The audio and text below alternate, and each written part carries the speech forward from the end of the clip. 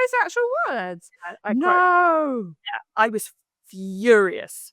Absolutely furious. That's outrageous. Yeah. Welcome to Opening Ceremony. I'm Jess May, and I'm here for enthusiasts, for iconoclasts, for anarchists, and for you, my constellation. So, welcome everybody. I've got a real treat for you today. I'm very, very, very excited because I have my lovely, lovely friend here, someone we trained together. So we have a long history of being celebrants together. And I'm just going to quickly tell you a little bit about her. So is Miranda Ash, everybody. Would you please be upstanding, standing room only for Miranda Ash, who some of you know from the Academy of Modern Celebrancy. Most of you will know her just because she's a legend, like I know her for that too. So Miranda Ash is a celebrant with a rich and varied career behind her and ahead of her, I would say, now firmly rooted in creating warm, authentic ceremonies across the UK and beyond. She's got 13 years experience, like me, and in this particular role as a celebrant. And she's known for her down-to-earth approach, I can concur, thoughtful touches, and a strong belief in community over competition. And there's no one who will champion you more. I do have quite a lot of celebrants in my constellation, and I know you'll be listening, and I know you'll tune in because she's a coup. So you'll be thinking, I can't wait to hear her backstory, her origin story. And I know that she'll tell you everything she can about it. So tune in. Please be seated and get comfortable. And she really does not do competition, this person. She does not. She will champion you at every step of the way. And that's why she's doing so much with the Academy. In 2023, I'm so proud. She was named the Wedding Industry Awards National Celebrant of the Year. So, I'm moving in very high circles here. And she mentors celebrants, all of those celebrants out there who are listening. She mentors you through this academy and the Celebrant Success Accelerator, which is really, really interesting and can help all of us out there who feel a little bit lonely working as celebrants. It's brilliant because it will give you that kick and that little bit of accountability and loads of stuff around mindset, which leads me neatly on to what Miranda would love to share with you today. She's big on mindset. Many, many times we've met over the past 13 years, and she's given me a little pep talk over a meal. We normally go somewhere to a nice restaurant. We go to a pub and we sit down. And one year, I remember you saying to me, Miranda, what would happen if your worst fear came true? I think that's one of your lines, isn't it? What would happen if your worst fear came true? And I thought about it and I thought, not much, actually. I think we'd be fine. So if anyone in the world is going to make you feel like getting up in the morning and feeling like you're the most amazing person, it's Miranda. And one of the reasons why we're going to talk about mindset and self-worth today is because we have a shared knowledge. It's not just a belief, it's a knowledge because we've witnessed it. We know that people who have ceremonies to celebrate themselves, by extension, really, really grow their self-worth. And I think that's a lot of why we do it. It is about being embedded in community. That also plays into your self-worth. So what she's chosen to share with us today is some insights around ceremony and self-worth. And a little bit of that goes into her background and her professional background in other areas. But really, I've just asked her to share her passions with us. And we all know that it's ceremony, so it won't take much. So I'm just going to let her introduce herself for those of you who don't know her already. That is such a lovely introduction. Thank you so much. It's true. It's all true. I love you to pieces, and it's wonderful having you in my life. Well, and it's wonderful having you in mine. And it's amazing that, we trained together 13 years ago. We just had those few days together in Hebden Bridge. And look what happened out of it. I was thinking that this morning. It was Hebden Bridge, wasn't it? We went to this lesbian capital of Europe, is it? Or maybe the world. Let's say the world. And we landed, in Hebden Bridge. If you don't know about Hebden Bridge out there, you must look it up. Because the weird thing was we connected because we had Surrey connections down here in the south. And now I'm down here again. But why we ended up in Hebden Bridge is anyone's guess. It's so random, isn't it? Well, and because we could have done our training down south, but I chose to do my training up north, partly because the trainer was someone that I wanted to work with. And the other reason is, frankly, I wanted a trip up north and I could stay with family whilst I was up there. And it's funny because a few weeks ago, I was up north again. meeting one of my couples for this year, and not too far from Hebden Bridge, so it brought back happy memories. But yeah, amazing to see what's happened for both of us in the last 13 years. Yeah, but as you said, a little bit about self-worth and mindset. My background prior to becoming, or actually up until fairly recently, I've been a mindset and leadership coach. And I think one of the things that I've noticed both in the ceremonies that I've worked on, the celebrants that I've coached, and the executives and CEOs that I've coached over the years is the secret sauce to success is your self-worth. And that's not self-confidence. That's self-worth as in valuing yourself, um, even on your worst day. So valuing yourself in a humble, graceful way rather than, valuing yourself based on an ego. And it also relates to community, because I think when you're in a community of high self-worth individuals, you lift up and you support each other.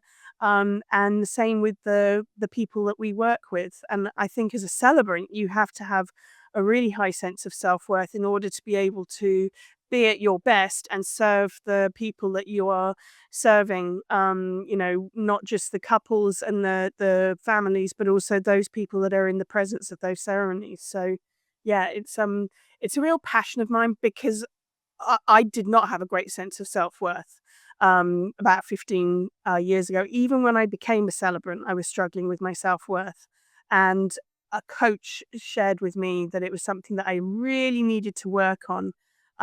When I became a celebrant, I was at a pretty low point, but I had a glimmer of hope becoming a celebrant and a glimmer of joy. I was in the midst of a very big grief journey, but that spurred me to really start to learn to value myself, to stand on my own 2 feet, to be grounded and centered and value my worth. And it's just been a thread through my life for the last 13 years, I think, as a result. So It yeah, gives hope for us all. I mean, I find it really hard to imagine you having low self-worth. I love that. I love that you shared that as well. And I don't think I really realized that when we met, that you were going through that at that yeah. point. I mean, I think, sometimes if we're outgoing and extrovert, we can, and I'm an introvert, extrovert, ambivert, I think it is, we can hide it. And that's not to say I don't have bad days, but what I do when I have a bad day is I look back and think, okay, I'm having a bad day, but I am still grounded in my sense of worth. It also, as a celebrant, it guides all sorts of areas of my business as well as my life. It guides how I choose to show up and run my business, and obviously be that believer in community, but also making sure that I'm standing for my own sense of worth, in terms of how I charge, how I run the business, as well as the worth of the families that I work with, and celebrating that. I love that in so many ways. One of my soapboxes is celebrants not charging enough, because you and I have both made that mistake for quite a long time, and then you realize you can't afford your bills. But also it's not just that, it's just that most of us come to this with the most amazing box of tricks. We've done loads of stuff by the time we get to it. And I remember asking Lita what was it that made us qualified to do the course that we did in Hebden Bridge.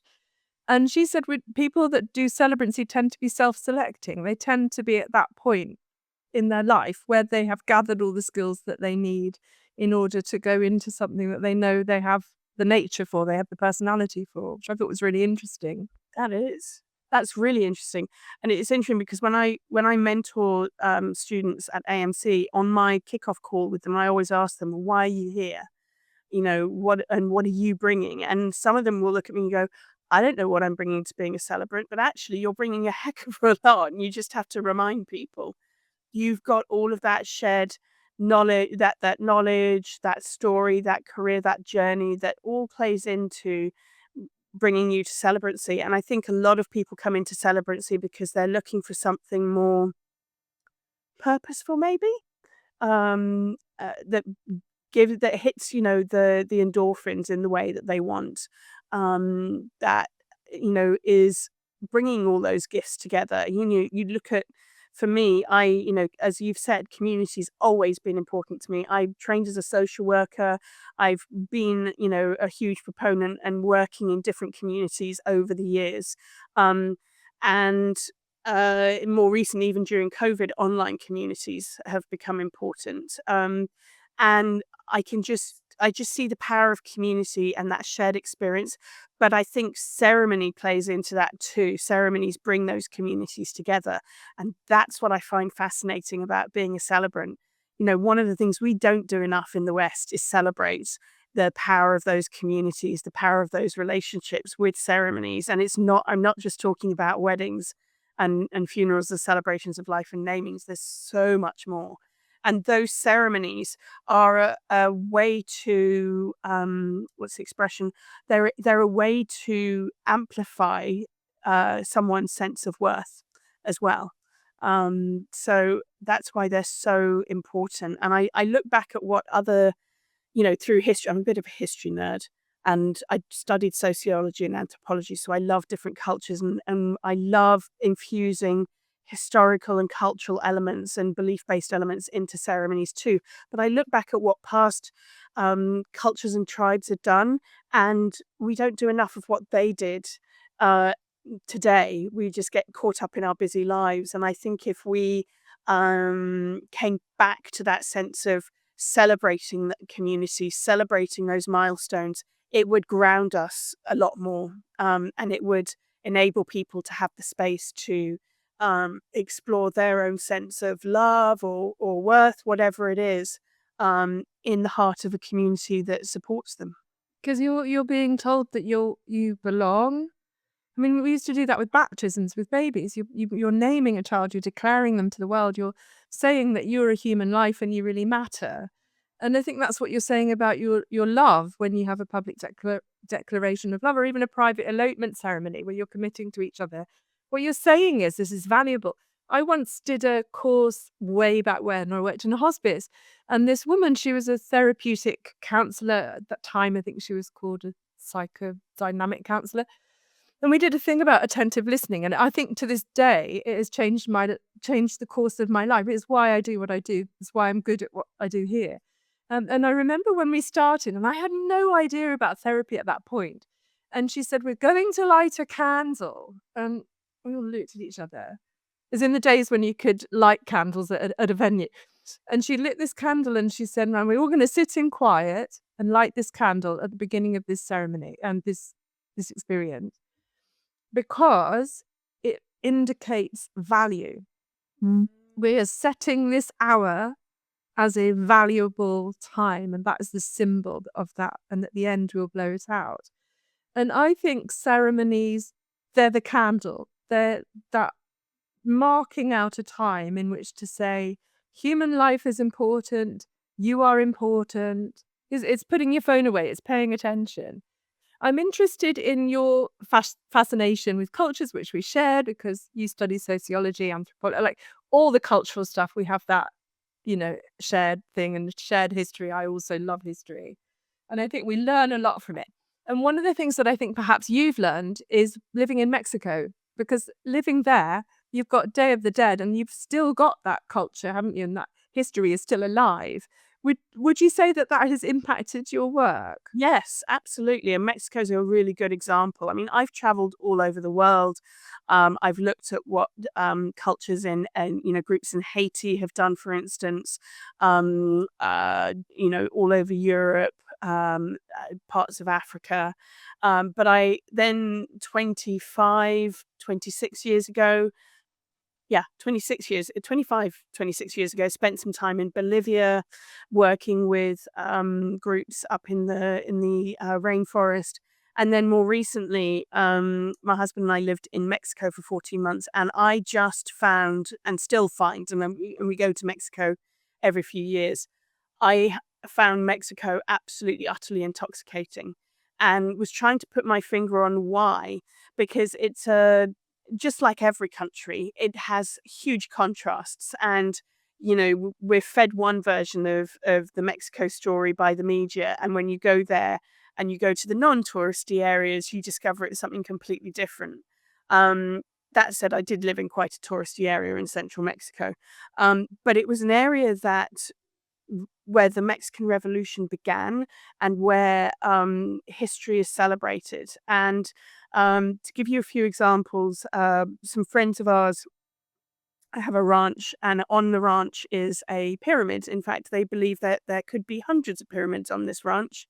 It's the only one that's been excavated, and it's flat at the top, and it's inverted, and it's very rare because that apparently shows that it's a female pyramid, and they found two bodies, two skeletons, ancient skeletons of women inside the grounds of the pyramid, which then denote that it's female.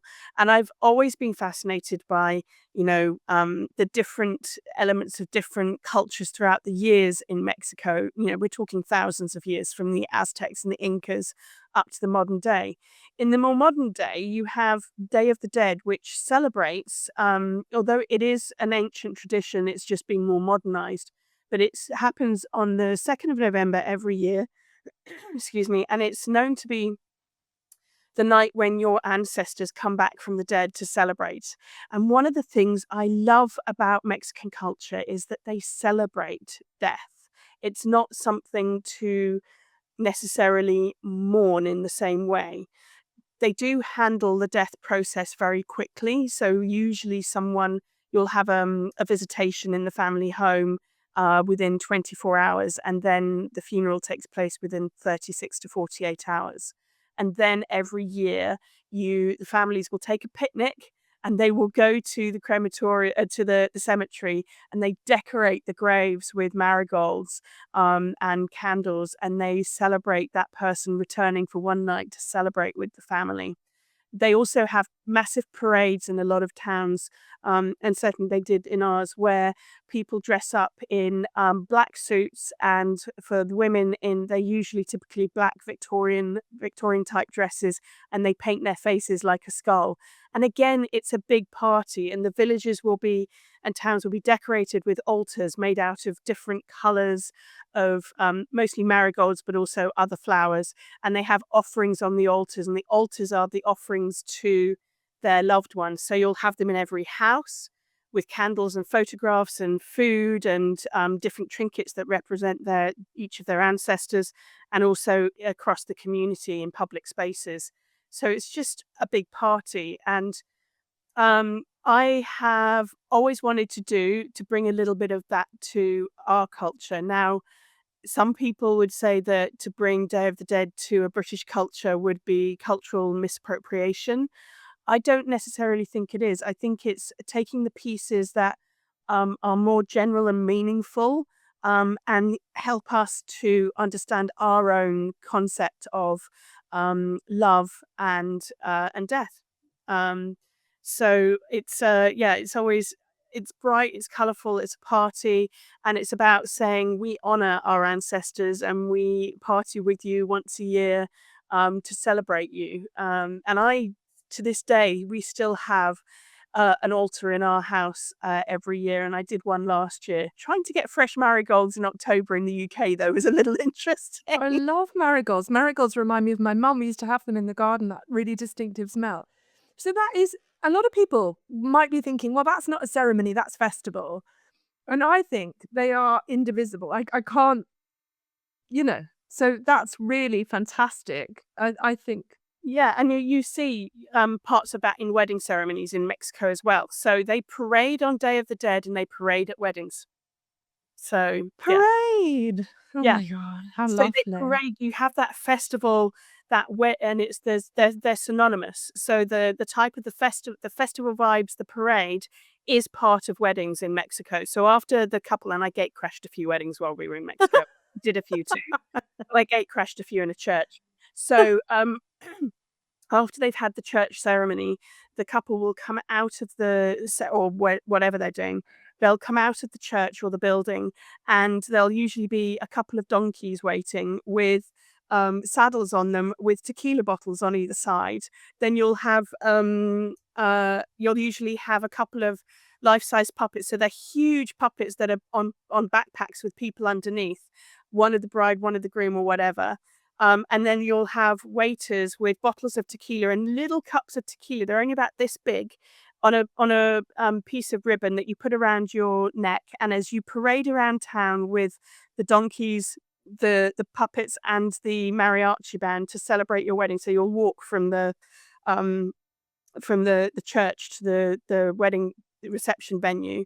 Um, you'll have tequila, so they'll fill up your tequila cups, and sometimes the couple will parade at the front. Sometimes they'll be in a carriage or in a car, but it's just one big festival. And so every Saturday, literally pretty much every Saturday in town, there were multiple weddings doing this, and you would just walk around town and see this going on, and it's just a big celebration. And you see that idea of celebration throughout all the milestones of life in Mexican culture. I have never ever heard of that. And now I've got a big thing to do a mini series about parades. Excuse me. I am going to do a mini series about pilgrimage, but I feel like that might need to come in as well. So while we're talking about ceremonies that have really excited you, one of my questions, as you know, if you're in my constellation, is to always ask my guests what their favorite ceremonies are that they've been to or done, and what their worst are. Now, for many people who aren't celebrants, this is not a difficult question, right? No, that's fine. Oh, it's this one and it's this one. But for us, they're all our babies. So bear with her, because Miranda's got 13 years worth of amazing things that she's done, and she's loved all of her couples the same, and all of her families that she's done funerals for the same. So for her, choosing a favorite ceremony is a big deal, and she might even have to choose one that she hasn't done herself because she doesn't like to favor her children. So I'm going to let her choose. It's very, very, very difficult to pick, and I'm going to choose two. Sorry to just indulge me. You'd have to. One isn't a wedding. One was a transition ceremony, and it was very private. It was for someone who was about to have surgery and had had a very, very difficult journey, and wanted to do something to honor where they'd been, but also to embrace the new. And so we did a fire ceremony, fire and water actually. And it was just me, their three chosen family, and that person on a beach at dusk.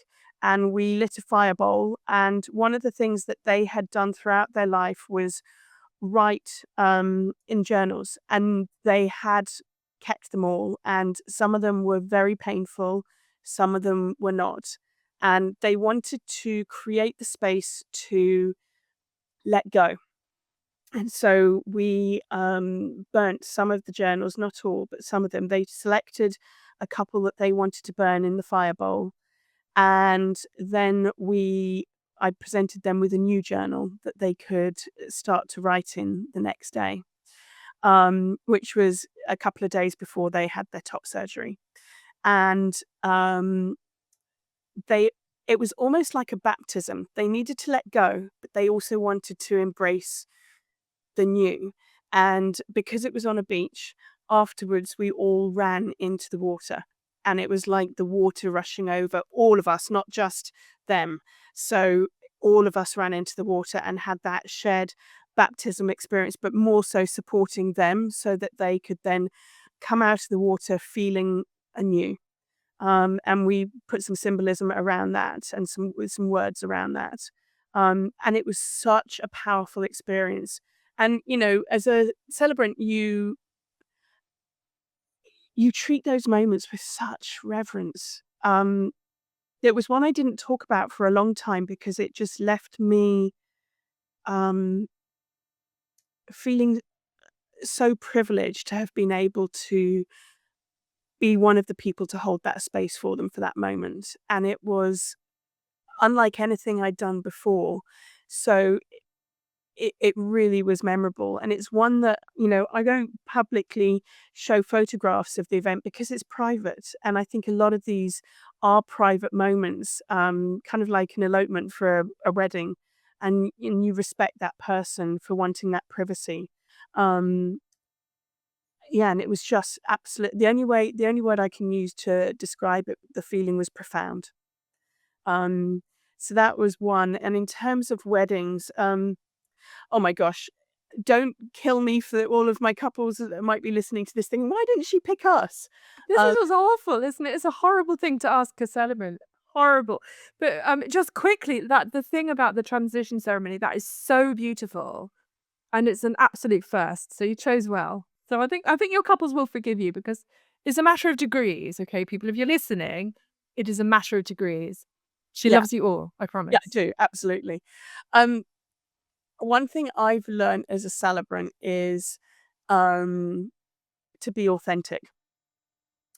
And when I wasn't being authentic, that's when things were not going well. And then when I learnt to be comfortable in my own skin, to celebrate who I am, to be the quirky nerd that I can be, then that's when I started to attract the couples who fit that vibe. And especially in the last few years, I've worked with a lot of couples who are definitely more on the as and the self-described nerds, and history buffs, and more quirky festival color, but also celebrating different beliefs. And I did a wedding last November that was, oh my gosh, really, really special. Okay, tell me. I can't wait now. I can't It wait. was a Norse pagan themed wedding.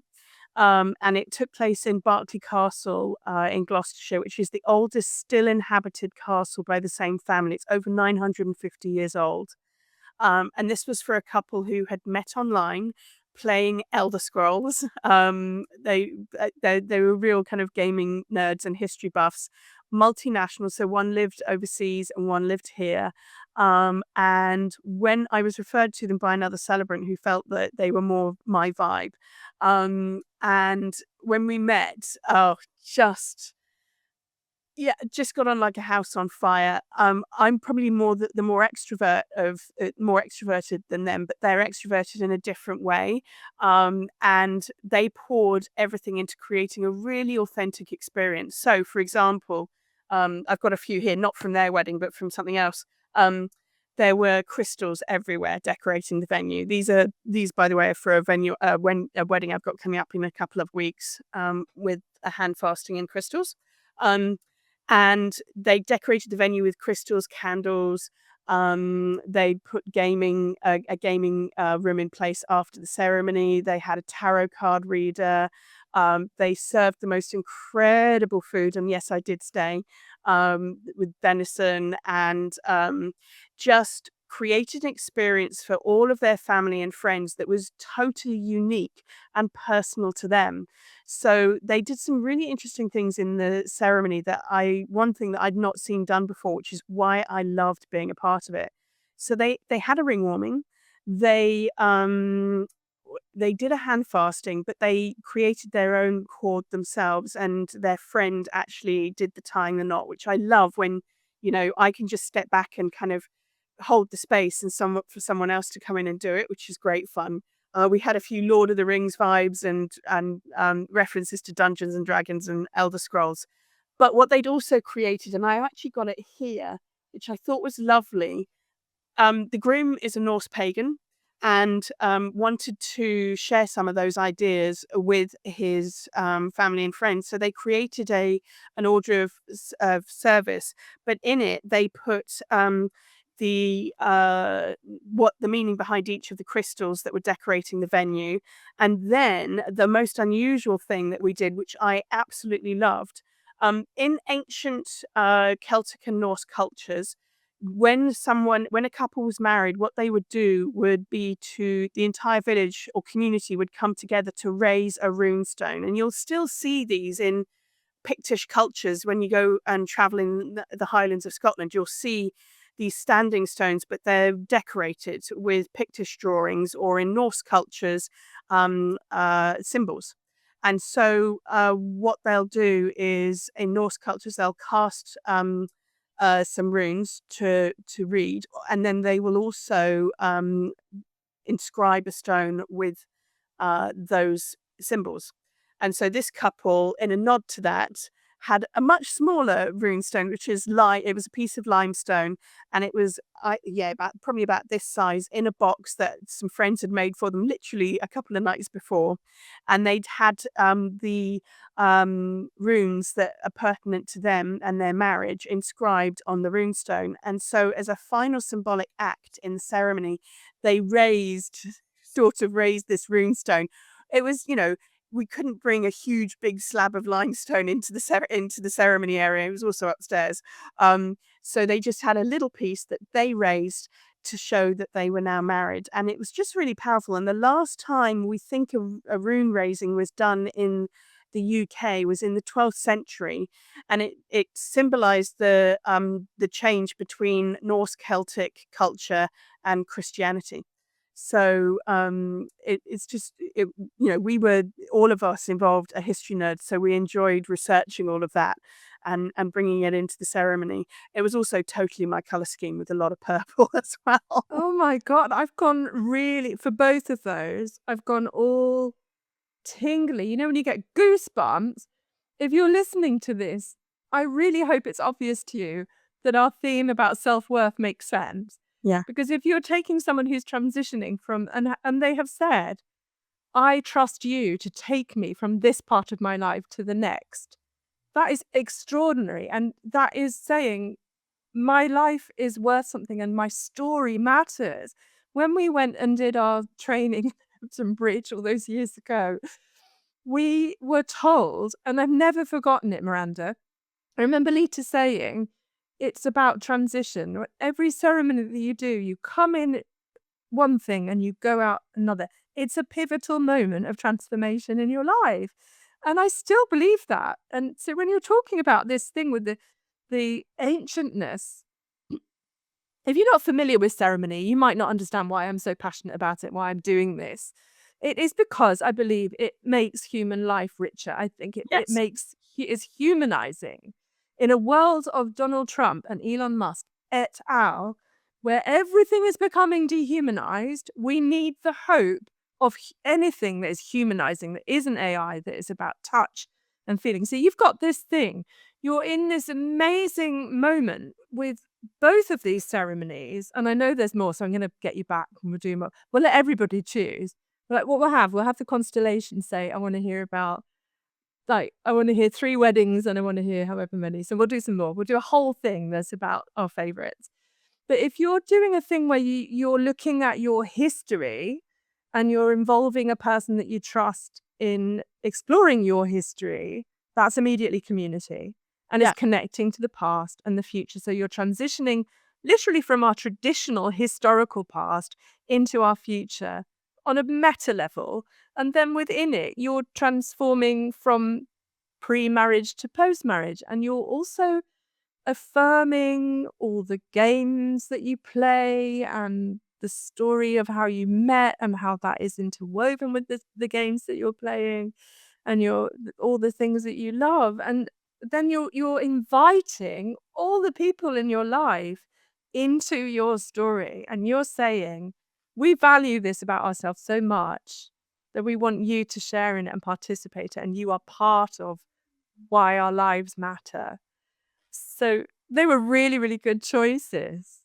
I mean, amazing. Something's just clicked for me. Well, as a reminder in what we've just shared there too, is one of the common things a lot of couples say to me in the run up to their wedding, the stress, the people pleasing that goes on, should we say? Keeping up with the Joneses, having to invite people, feeling obligated to invite people that they really don't want there. And I've talked a lot about this on social media recently because I've had a number of conversations with a few couples I'm supporting this year who are having that challenge. And case in point, a couple reached out to me this week and they said, we've just decided to change our wedding and our ceremony. We're, fed up with the stress of trying to please everyone. And we've realized, and I said this to them when we met, this wedding is about you. It's not about anyone else. It's about you standing up and declaring your love for each other and standing for your shared sense of worth together. And I think it clicked for them because they came back and said, we've decided we want to do this, blah, blah, blah, in this way instead. And I wrote back and said, I will 100% champion and support you all the way. Well done for standing for what's right for you. Um, and you want that for people in the midst of all of that so-called wedding stress that doesn't need to be there when you really understand what your ceremony is about. Exactly. And I think this is what was my doorbell, sorry. Um, if you're a newbie celebrant, you will know that very quickly you're going to have to become very flexible when things kick off and stuff happen. You just have to style it out. So sorry Absolutely. about that. So the self-worth thread, it's so interesting. I think we're both people that champion, aren't we? I think I'm exactly the same. I think there's a very much a lot of why I do it, and it's a lot of why I do this, because I have people on who might be doing stuff that might not particularly be valued by society at large. It might not be about making money. It might not be about prestige, but it might be something that they are doing for the world that is just incredible and so important. I feel like I'm going to talk forever. I just need to check the time because I don't think we're going to have enough time for everything we want to say. I'm as passionate about it now as I was when we met. Yeah, It's me too. still amazing. And the more you do, the more you think, Yeah. this is so brilliant. So tell me about a ceremony that was less good, that you did not love. This ceremony really taught me to trust my gut. Big thing for new celebrants. Trust your intuition, trust your gut. I always say this to new celebrants because if you don't, this is when things can go wrong. I was asked to do a wedding some years ago, and the couple, this is kind of when I first started, so I learned a lot from it. Well, not, it was probably within 3 years of starting. And they booked me. We got on really great on the discovery call. Then we came to meeting and they turned up over an hour late with no apology. And I my gut was saying, yeah, is this going to be right? And also when it came to doing their questionnaire, they put very little into it despite a lot of encouragement. And I'd actually said to them, if you're struggling to do the questionnaires, let me know and we can have a conversation. And they just weren't interested. Um, and on the day of the wedding, the week before the wedding, I still hadn't been paid, and so I ended up calling them and saying, "I'm really sorry if I've already delivered the ceremony script to you. All of that's done as per our contract. If I don't get paid today, no ceremony." Got paid straight away. On the day of the ceremony, I turned up an hour and a half beforehand, and all the guests were there, but no groom. None of the wedding party were there. No one. And the guests had all were showing me invitations saying, please arrive an hour and a half before the ceremony for a champagne reception. So the venue hadn't been asked to provide a champagne reception. And there were also a bunch of vendors of wedding suppliers there who had not been paid yet and were waiting to be paid and were already late being paid. The couple had asked me to stay on an MC for the reception, and I agreed. And now I know why they'd asked me to stay on because they wanted me to kind of look after what was going on for that time before the ceremony as well. Well, the ceremony time came, no one was there, and I'd been calling the groom, still hadn't turned up, hadn't responded. Some of the guests left. Vendors were still waiting to be paid. He turned up an hour after the ceremony was due to begin. And then he called the bride and said, people are here waiting to be paid. And she said, don't worry, I'm going to stop on my way. I'm going to go to the cash machine. I will get cash out to pay them all. She arrived 2.5 hours after the ceremony was due to begin. Now I know another reason why I was asked to stay. And did not have any cash to pay the vendors. And I had a cake maker in absolute hysterics because she couldn't sell the cake to someone else. And they did all get paid eventually, but it took some months after the wedding. So the wedding ceremony took place. One thing that I learned was to always, if a couple are providing bits and pieces, you bring backup pieces as well. So they had the setup for a sand ceremony, but the bottle for the sand was broken. So I fortunately had my own. And after the wedding ceremony, they went off to have some pictures taken. By this time, more than half of the guests had left before the ceremony even began. And they went off to have some pictures taken, and they came back from having pictures taken, and the bride was in tears. And I said, "What's wrong?" And she said, "Oh, I was planning on putting the dress back on eBay tomorrow, and I've just ripped the top layer of tulle." So I said, "Right, give me a pair of scissors." And I cut the top layer of tulle off, and I said, "Right, you can put it back on eBay, but make sure you dry clean it before you do." And I just came away thinking, yes, I delivered on what I was there to do, but it was such a chaotic experience. And I should have trusted my gut from the very get-go and not taken it. Although I saved someone else from having to do it. But yeah. So I now, have never, yeah, ever done. I know. So now when I'm on discovery calls, I really, before I do a discovery call, I always have a moment of quiet and really check into, is this the one for me? Can I really serve this couple? Can I give them what they want, but also can they give me what I need? Because if I can't be at my best, they can't be at their best either. And I need to be at my best in order to be able to enable them to be at their best. And it's a mutually exclusive thing. So yeah, I now don't compromise. That's Uh, a self-worth thing as yeah, well. it absolutely is. And I have turned couples down where I've just not felt the vibe, because I know from experience that if I've not felt the vibe, it's not going to be a great experience. And that's confidence and courage, which Yeah. comes from self-worth. Yeah. I think when we first start as celebrants, we're keen to take on every booking that comes our way. Um, and sometimes you need to have those bookings in order to understand who you really are as a celebrant. So sometimes I'll have students that come to me and they say, "I don't know who my ideal couples or clients are. I have no idea." And sometimes you need to have a few toads before you can find the prince and princess or whatever. That's one hell of a toad, though. Yeah. That is, honestly, don't panic if you're listening. I don't know that that's going to happen again. No. That's like something off Gavin and Stacey. That's hilarious. I know.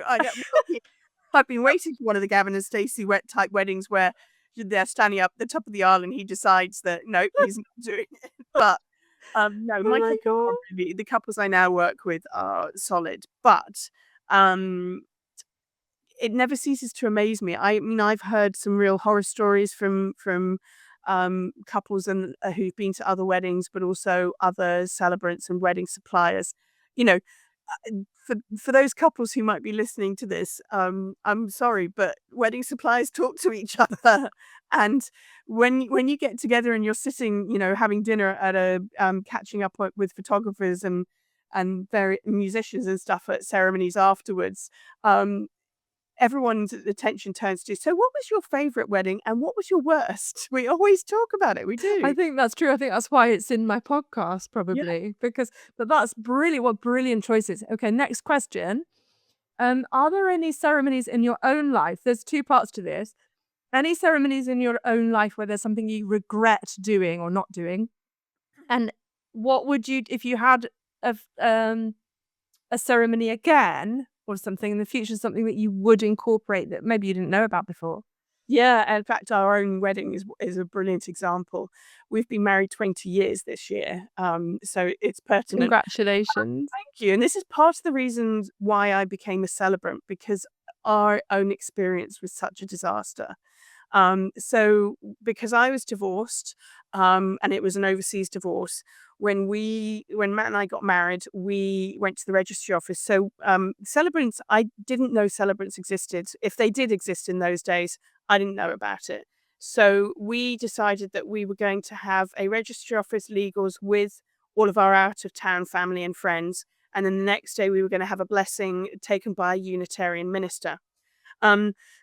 So because my divorce took place overseas, we gave the registry office 6 months extra to corroborate our divorce, because they had to go to I think they had to check with the American embassy.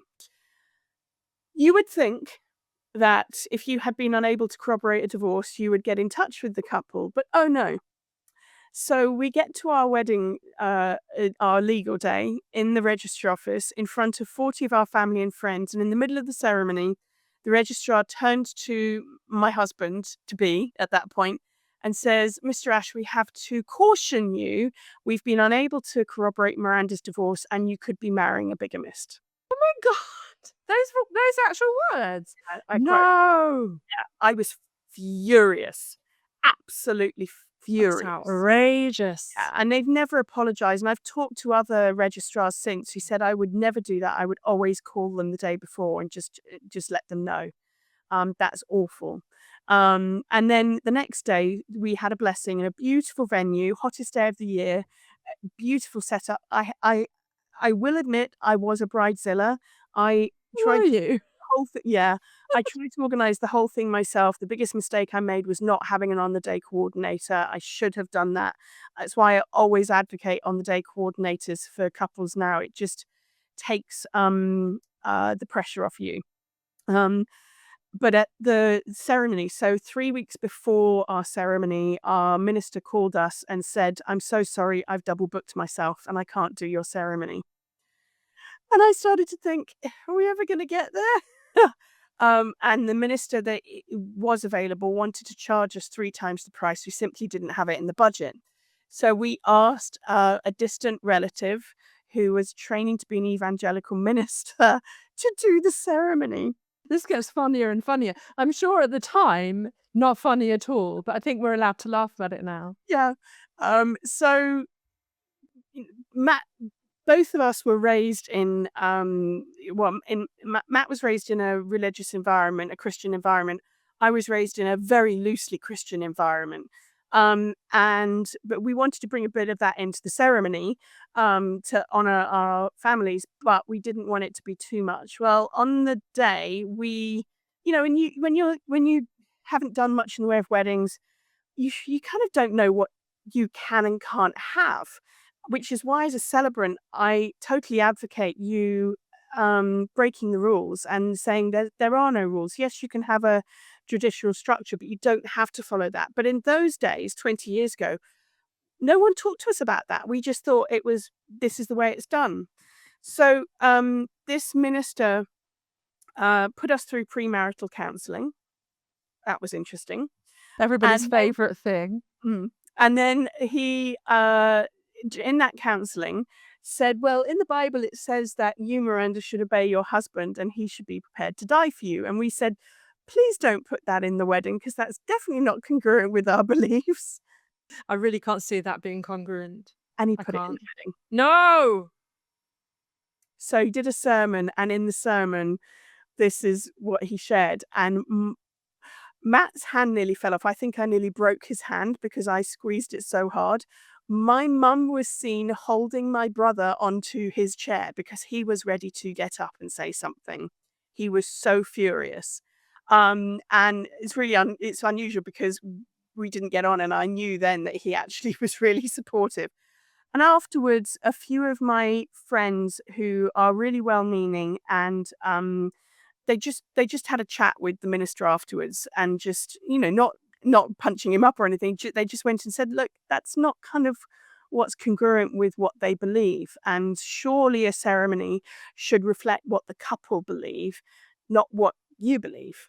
So that is part of the reason why, as a celebrant, I always say to couples, this ceremony isn't about me, it's about you. And if there's anything in the ceremony that is not congruent with what you believe, we need to take it out. So that's why I always allow my couples to see what's in the ceremony, because we don't remember our vows from our ceremony. We don't remember the rest of the ceremony. The only 2 things we remember are the fact that the registrar said that I could be a bigamist, and that, I was told I had to obey my husband and he had to die for me. We've never seen a copy of the script. We've never seen our vows since.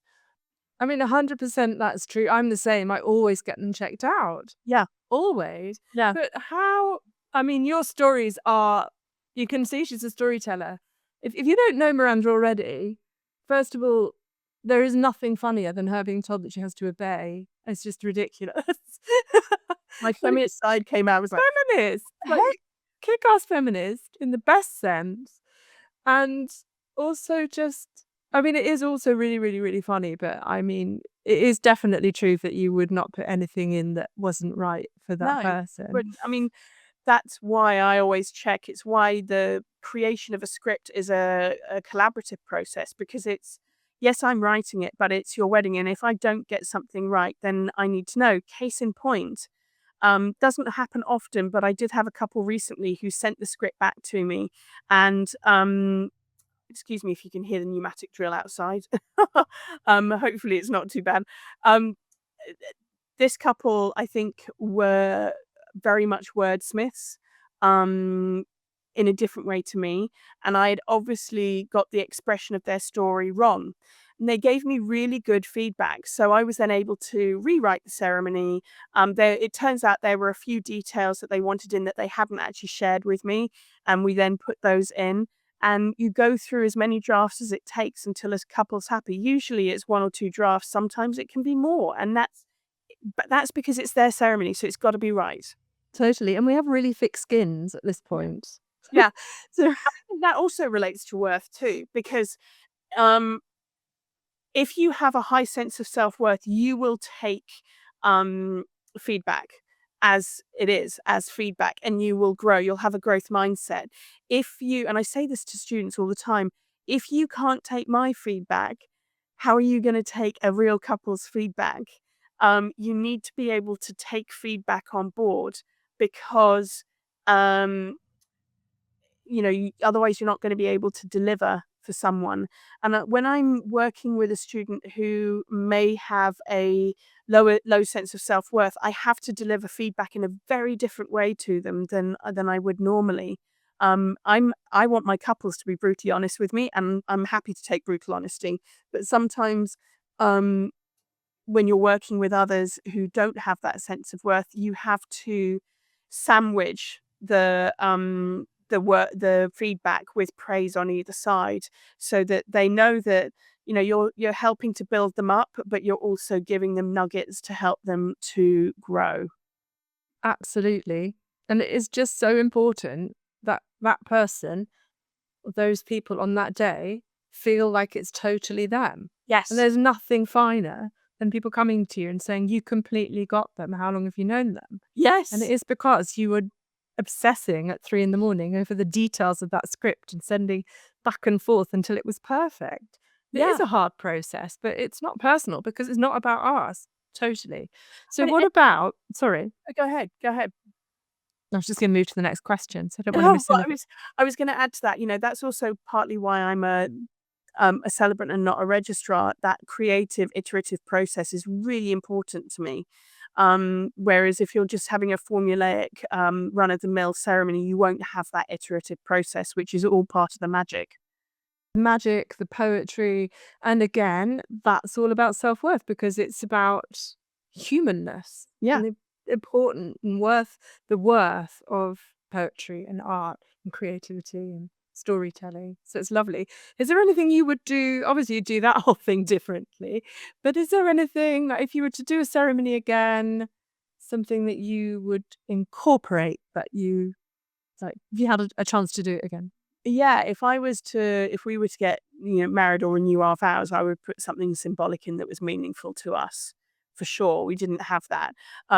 Suffice to say, Matt has been completely put off renewing our vows based on our expense. Yeah, I can see that. Also, would it involve donkeys and tequila? If it involved tequila, maybe donkeys or maybe a llama, who knows?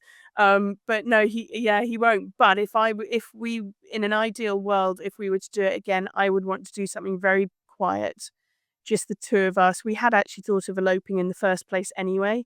And I would just do something on, maybe on top of a cliff or a beautiful spot with us and a celebrant, and speaking our real authentic truth. He's not into public speaking, hence why I did the speech in our wedding, and hence why he doesn't want. I think in his head he thinks a vow renewal is in front of everyone, and it simply doesn't have to be.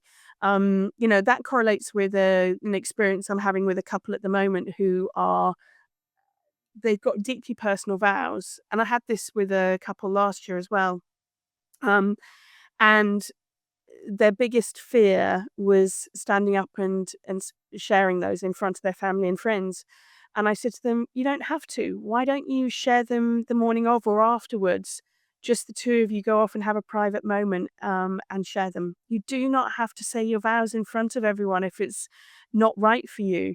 I had a couple last year who went to the back of the ceremony space under a tree and shared their vows whilst a friend played a song. And you can do that. That's the beauty with a celebrant. So I would shape a ceremony in a meaningful way that enabled everyone involved to feel comfortable. I love that. And quite often you get extroverts marrying introverts. And so you might get somebody, and I've done a lot of work with people, neurodivergent people, and many people who have social anxiety, Yes. who hate being limelighty. Yeah. And that, you get all this stuff about bridezillas and, it's all about the bride. Of course it's not, because it's also about whoever they're marrying. Yeah. If you're thinking about it in a heteronormative way, but in any kind of queer relationship, there's always different personalities and different roles and stuff. And so you might have people who just don't want to be at the front. They've got an idea of being at the front.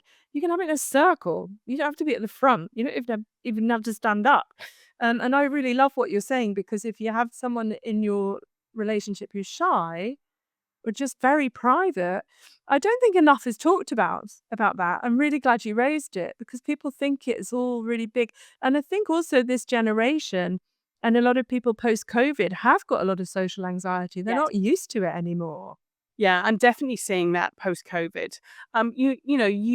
There are different. This is again the beauty of working with a celebrant, is you can shape the ceremony around whatever you need to feel comfortable. You don't have to share vows. You can do other stuff. I did one last year where the couple, it was the Norse pagan one. The couple didn't want to share vows. They felt like enough of it had been brought out in about how they feel about each other had been brought out in the story anyway. But they did want to say some commitments, and I wrote the commitments for them in the style of Elder Scrolls. I loved them. So that to them was their way of committing to each other. Um, and to your point about where you have people stand or sit or position, you don't have to be the center of attention at the top of the aisle. I love what you're saying about being in a circle, and that's actually what they do at Quaker weddings. They have a gathering circle, and everyone sits in a circle and shares some wisdom with the couple. Um, I think, we can, as celebrants, position people in a way that is comfortable to them. I think there's an assumption that, and I've heard this from a lot of couples, there's an assumption that they have to stand up facing each other for the entire ceremony. And you do not. I always say to couples, you might want to think about sitting down for part of the ceremony, because you're going to be on your feet a lot today if you're not careful. Um, you know, Take some time to just check in with each other, sit down, have a drink. You don't even have to be facing the audience. You could be sitting in the front row if you wanted to, or later, wherever works for you. Exactly. Yeah. Exactly. Wow, I've loved this. I mean, we haven't done this enough. We always, whenever we meet up, we always say, why don't we do this more often? But we'd be really good. We have always done it. I don't know, every year or every other year. Yeah, And now we're closer. It's really easy. exactly. And Miranda comes to Brighton and we sit by the sea, which is fab. There's really, quite apart from anything else, I really value you. And all the self-worth thing. You have so much worth in my life. And I love you, and I'm thrilled that you're here. I'm massively happy that we met in Hebden Bridge that time, made that decision to both go there. And to share each other's journeys, the ups and downs of it, the mistakes and the successes and the changes and the pivoting. And I think whenever we get together, we share, but I don't think we've ever shared. We never have time, everybody. We we run out, don't we? Yeah, but it's also because the nature of our friendship, we always have so much to talk about. There's never enough time. I mean, if you put the two of us in a space for a whole weekend together, we would still not have enough time. Because I think we've got so many shared interests, but also shared knowledge to share with each other. I've always loved that, with your background in theology, we always have different discussions around, how our backgrounds and our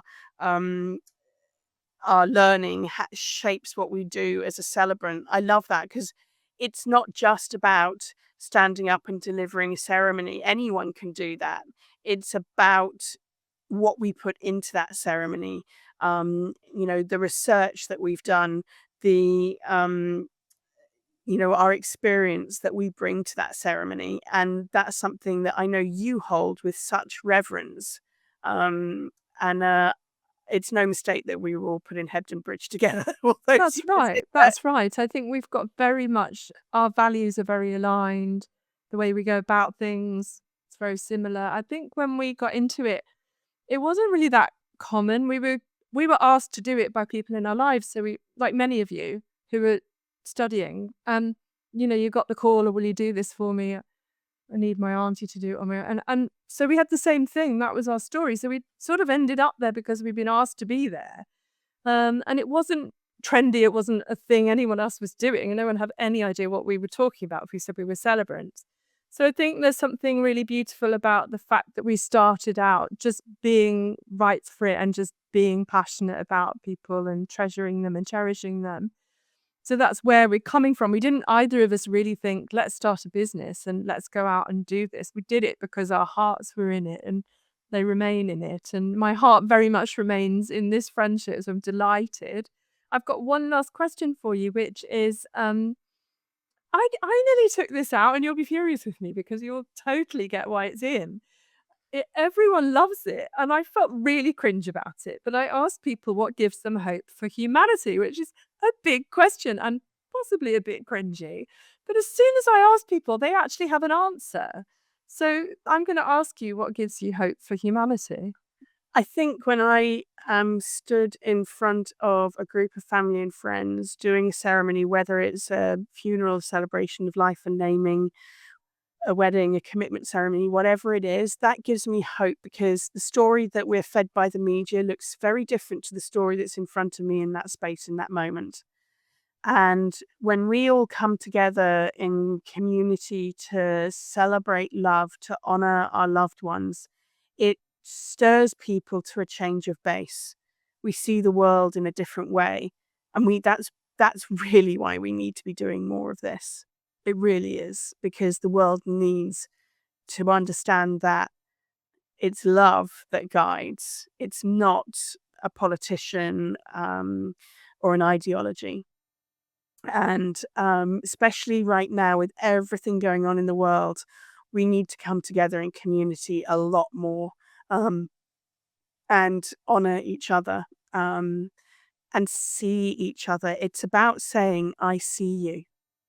It really, really is. It's about saying, I see you and I honor you, because the world would say that we don't see each other.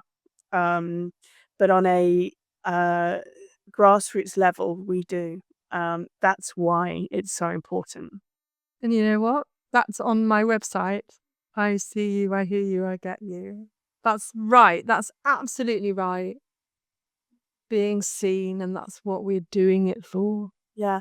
I just wrote a blog this week. There was almost like a love letter to the trans community because I've been so bothered by what we're seeing with court cases and with the rise of transphobia as well as homophobia. And I think that's why I am so passionate about being an ally. And it's a learning process. Do I get it right every time? No. Do I learn from it? Yes. Do I ask for correction and for feedback? Yes. But that's a community which is right now being challenged, and people are the media would have us say that we are not seeing them, we're not getting them. And as a celebrant, I strive to do that regardless of who I'm working with, and our trans community just as much as a hetero community. So yeah, really important. Amen. Absolutely. In fact, we should have a chat about what we can do as celebrants, maybe. 100%. I Yeah. think we have to. What, Mm. because especially when this is the point I was making in that blog, when you have certainly for marriage, when you are unable to use your pronouns, and the name that you've chosen for yourself in your legal ceremony, which is totally wrong, we as celebrants can create the space for the people to use their correct name and pronouns and celebrate and honor that. So I yeah. love that you said that. I love that you said that. That is so important. Well, let's get our heads together. And if anyone out there in our constellation has any ideas about how we as celebrants can support our trans friends, do get in touch with me or Miranda and let us know. Speaking of which, where can they find you? So just go to mirandathecelebrant.co.uk. I'm also Miranda the Celebrant on Instagram, and reach out to me in either of those places. And I would love to have a chat with people on any of these topics. I'm always here to help. And again, that helps bring us all together, closer together as human beings. Well, everybody, I mean, round of applause and thank you so much for coming. Actually, I was going to switch up my podcast spiel and have a little thing at the end that I thought was really clever, and I've forgotten what it was now. We have reached the end of our podcast today. It's time for our farewell. I would like to thank you. Would you please be upstanding constellation for Miranda the Celebrant? Yay!